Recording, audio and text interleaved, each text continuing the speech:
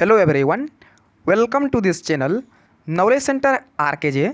दोस्तों, आज की वीडियो में देखने वाले हैं आरआरबी एनटीपीसी और ग्रुप डी के लिए महत्वपूर्ण समान विज्ञान के 40 प्रश्न को लेकर आया हूं। तो ये मॉक टेस्ट 1 है। इसमें टोटल 40 क्वेश्चंस है।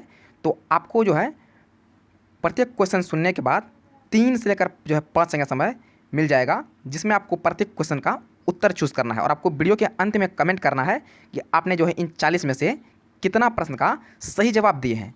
तो बिना टाइम वेस्ट के वीडियो को स्टार्ट करते हैं। तो पहला प्रश्न है, निम्न में से कौन सबसे अस्थायी तत्व है? तो पहला ऑप्शन नंबर ए है हाइड्रोजन, दूसरा है सीसा, तीसरा है लोहा, चौथा है यूरेनियम। तो ऑप्शन नंबर बी इसका सही उत्तर है सीसा। सीसा सबसे अस्थायी तत्व है। तो अगला प्रश्न है, अक्रिय गैसों की खोज किसने की थी? आपके सामने 4 ऑप्शन दिया गया है।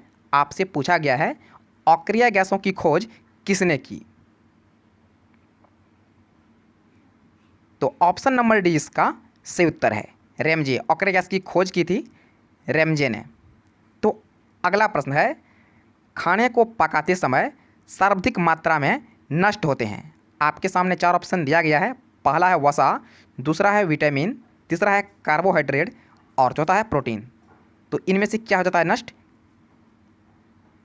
तो ऑप्शन नंबर बी इसका सही उत्तर है विटामिन।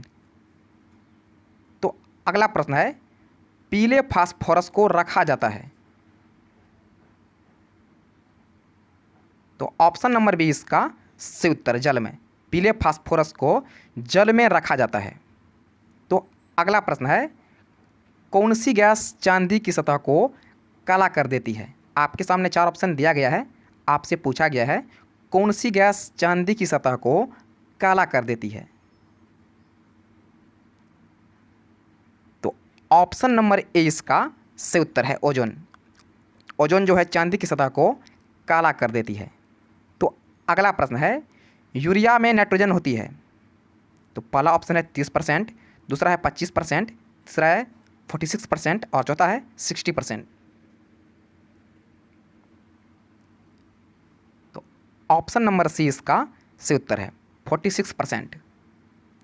तो अगला प्रश्न है, मूंगफली की तेल के हाइड्रोजनीकरण में प्रयुक्त उत्प्रेरक है।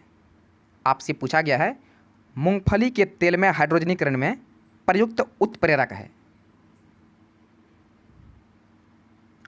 ऑप्शन नंबर ए इसका सही उत्तर है निकेल। ऑप्शन नंबर ए इसका सही उत्तर है। अगला प्रश्न है, आतिशबाजी में लाल रंग किस मूलक के कारण होता है? आपके सामने 4 ऑप्शन दिया गया है। आपसे पूछा गया है आतिशबाजी में लाल रंग किस मूलक के कारण होता है? तो ऑप्शन नंबर बी इसका सही उत्तर है एस्ट्रोसियम। ऑप्शन नंबर बी इसका सही उत्तर है। तो अगला प्रश्न है, अम्लों व क्षारों की अभिक्रिया के फलस्वरूप बने पदार्थ को कहते हैं। दोस्तों, वीडियो को लाइक जरूर कर दीजिएगा। तो ऑप्शन नंबर बी इसका सही उत्तर है लवण। अम्लों और क्षारों की अभिक्रिया के फलस्वरूप जो बनता है उसे लवण कहा जाता है। तो अगला प्रश्न है, उदासीकरण क्रिया में डैश होती है। आपसे पूछा गया है कि उदासीकरण क्रिया से डैश बनता है। तो पहला है ईस्टर बनता है, ऑप्शन नंबर भी दिया हुआ है एल्कोहल बनता है, दूसरा है, तीसरा ऑप्शन है लवण व जल बनता है और चौथा है अम्ल बनता है। तो ऑप्शन नंबर सी इसका सही उत्तर है लवण और जल बनता है। तो ऑप्शन नंबर सी इसका सही उत्तर है। अगला प्रश्न है, सबसे शुद्धतम जल है। आपके सामने 4 ऑप्शन दिया गया है। आपसे पूछा गया है सबसे शुद्धतम जल है। तो वो होता है वर्षा का जल। ऑप्शन नंबर बी इसका सही उत्तर है। अगला प्रश्न है, शुद्ध जल होता है। आपके सामने 4 ऑप्शन दिया गया है। पूछा गया है शुद्ध जल होता है। तो पहला ऑप्शन है अम्लीय, दूसरा है क्षारीय, तीसरा है उदासीन और चौथा ऑप्शन है दोनों। तो ऑप्शन नंबर सी इसका सही उत्तर है जल होता है उदासीन। जल होता है उदासीन, इसका पीएच मान होता है 7, इसका पीएच मान 7 होता है या उदासीन होता है। तो अगला प्रश्न है, मलेरिया परजीवी को नष्ट करने में प्रयुक्त औषधि है। तो आपके सामने चार ऑप्शन दिया गया है, आपसे पूछा गया है मलेरिया परजीवी को नष्ट करने में प्रयुक्त औषधि है। तो ऑप्शन नंबर ए इसका से उत्तर है क्लोरोक्विन। क्लोरोक्विन जो है मलेरिया परजीवी को नष्ट करता है। तो अगला प्रश्न है, किसमें कार्बन की प्रतिशत मात्रा जो है सबसे अधिक होती है? आपके सामने चार ऑप्शन दिया गया है, आपसे पूछा गया है किसमें कार्बन की जो है परसेंट मात्रा जो है सबसे अधिक होती है? तो यह होता है ढलवा लोहा में। ऑप्शन नंबर बी इसका से उत्तर है ढलवा लोहा में जो है कार्बन की परसेंटेज अधिक होती है। तो अगला प्रश्न है, आदर्श गैस की आंतरिक ऊर्जा निर्भर करती है। आपके सामने चार ऑप्शन दिया गया है, आपसे पूछा गया है आदर्श गैस की आंतरिक ऊर्जा निर्भर करती है। तो पहला ऑप्शन है आयतन पर, दूसरा है दाब पर, तीसरा है ताप पर और चौथा है सभी पर।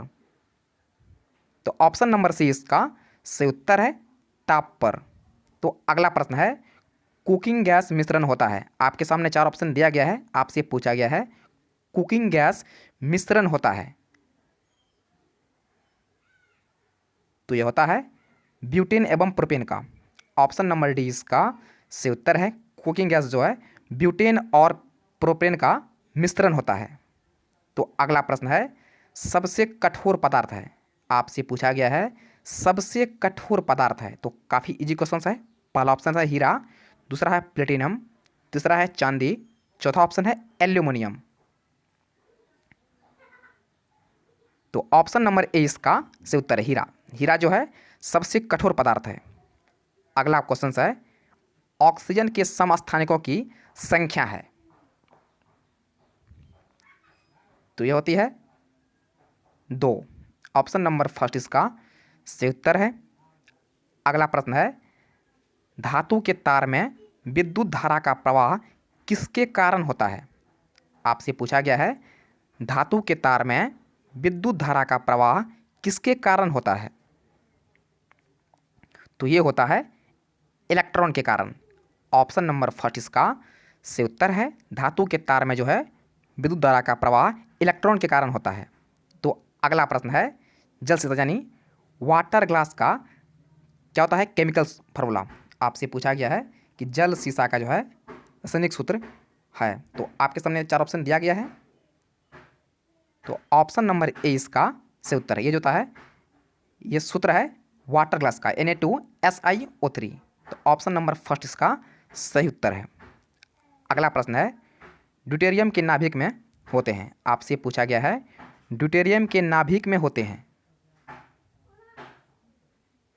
तो इसके नाभिक में होते हैं एक न्यूट्रॉन और एक प्रोटॉन। ऑप्शन नंबर डी इसका से उत्तर है ड्यूटेरियम के नाभिक में होते हैं एक न्यूट्रॉन और एक प्रोटॉन।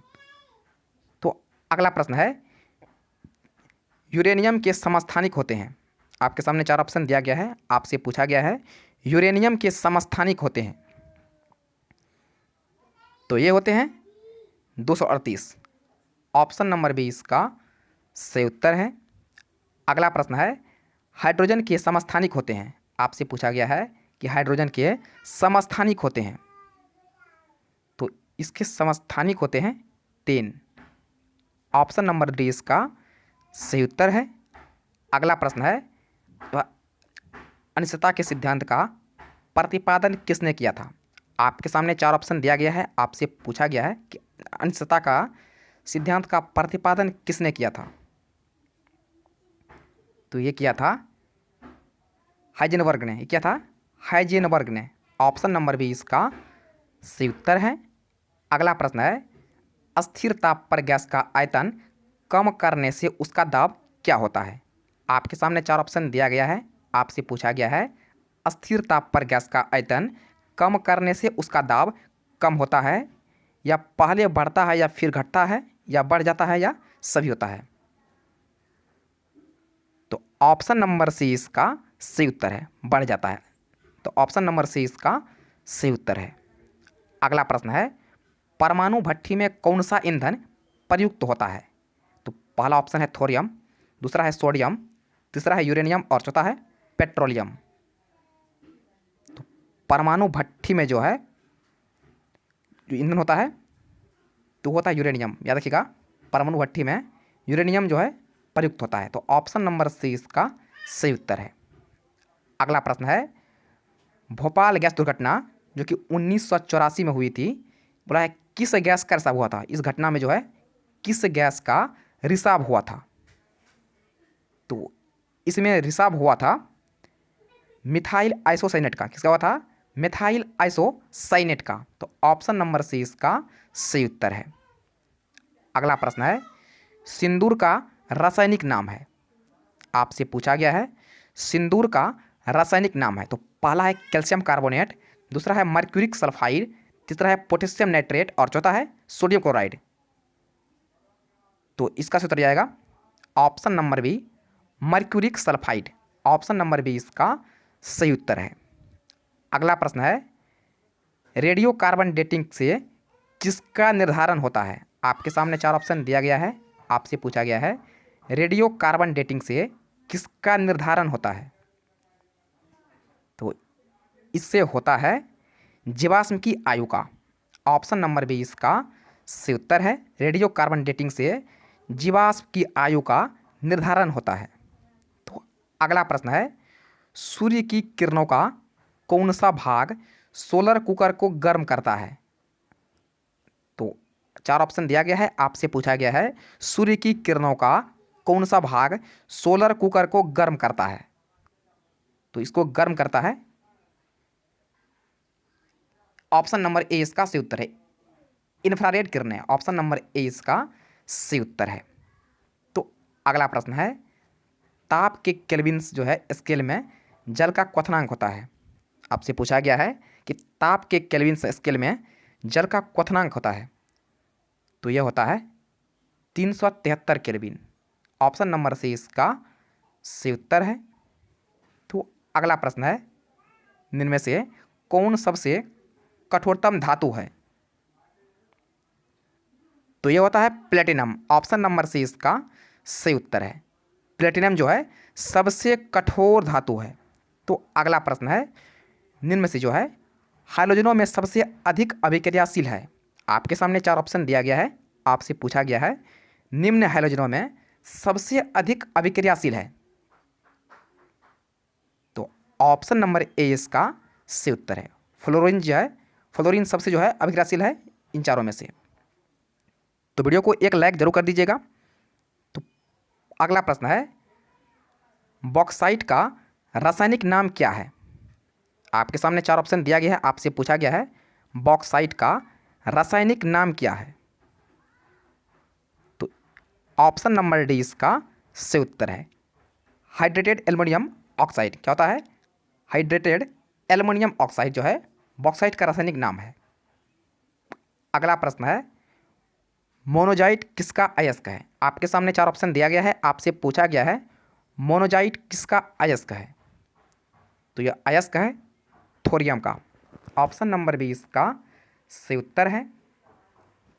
अगला प्रश्न है, कौन सी अधातु कमरे के तापमान पर द्रव अवस्था में पाई जाती है। तो काफ़ी इजी क्वेश्चन है। आपसे पूछा गया है कौन सी अधातु जो है कमरे के ताप पर द्रव अवस्था में पाई जाती है। तो पहला ऑप्शन है ब्रोमीन, दूसरा है क्लोरीन, तीसरा है हीलियम, चौथा है फास्फोरस। तो ऑप्शन नंबर ए इसका सही उत्तर है। ब्रोमीन जो होता है ये कमरे के तापमान पर द्रव अवस्था में पाया जाता है। तो अगला प्रश्न है, रेडियम प्राप्त किया जा सकता है। आपके सामने 4 ऑप्शन दिया गया है। आपसे पूछा गया है रेडियम प्राप्त किया जाता है। तो ये क्या जाता है? पीच ब्लेड से। ये क्या जाता है? पीच ब्लेड से। ऑप्शन नंबर सी इसका सही उत्तर है। अगला प्रश्न है, निम्न में से किसका प्रयोग दर्पण को चमक देने के लिए होता है। आपसे पूछा गया है निम्न में से किसका प्रयोग दर्पण को चमक देने के लिए होता है। तो पहला ऑप्शन है सिल्वर नाइट्रेट, दूसरा है जिंक नाइट्रेट, तीसरा है सिल्वर ऑक्साइड और चौथा है पिच बिलेट्स। तो ऑप्शन नंबर ए इसका सही उत्तर है, silver nitrate. Option number A इसका सही उत्तर है। अगला प्रश्न है, सबसे आघात वर्धनीय धातु है। आपसे पूछा गया है सबसे आघात वर्धनीय धातु है। तो पहला दिया गया है चांदी, दूसरा है सोना, तीसरा है एल्यूमिनियम और चौथा है सोडियम। तो ऑप्शन नंबर बी इसका से उत्तर है सोडियम। सोडियम जो है सबसे ज़्यादा जो है आघात वर्धनीय धातु है। तो अगला प्रश्न है, गेहूं की खेती के लिए कौन से उर्वरक उपयोग करेंगे? आपके सामने चार ऑप्शन दिया गया है, आपसे पूछा गया है गेहूं की खेती के लिए जो है कौन से उर्वरक का उपयोग किया जाता है? तो किया जाता है नाइट्रोजन का। ऑप्शन नंबर ए इसका से उत्तर है। गेहूं की खेती के लिए जो है उपयोग किया जाता है नाइट्रोजन उर्वरक का। तो ये थे आज के कुछ इंपॉर्टेंट 40 जीएस क्वेश्चंस। तो आप कमेंट कीजिएगा कि आपने जो है इन 40 में से कितना का जो है सही उत्तर दिए हैं। आप वीडियो के अंत में कमेंट कीजिएगा कि आप जो है इन 40 में से कितना का सही जवाब दिए हैं, और वीडियो को एक लाइक और शेयर जरूर कीजिएगा। तो फिलहाल इतना ही, मिलते हैं नेक्स्ट वीडियो में, तब तक के लिए जय हिंद।